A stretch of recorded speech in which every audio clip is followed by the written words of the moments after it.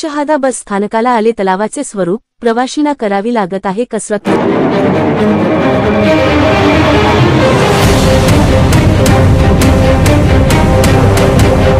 नंदुरबार जिल्ह्यातील शहादा आगार हे सर्वात जास्त उत्पन्न मिळवणारे आगार म्हणून ओळखले जाते। त्या अनुषंगाने दररोज शहादा आगारात लाल परीने ये-जा करणारे प्रवाशांची संख्या ही मोठ्या प्रमाणात असते। नुकताच शहादा तालुका अवकाळी पावसाचे आगमन झाल्याने शहादा बस स्थानकाला तलावाचे स्वरूप आले असून बसमध्ये चढण्यासाठी व उतरण्यासाठी प्रवाशांना मोठी कसरत करावी लागत आहे। आगारात एवढे पाणी तुंबल आहे की वाहकांनाही कळत नाही की बस कुठे लावावी। त्यानुषंगाने प्रवाशांना चढण्या व उतरण्यासाठी पाण्याच्या डबक्यामधून जावे लागत असल्यामुळे सदरील प्रवासी चालक व वाहकांशी हुज्जत घालताना दिसतात।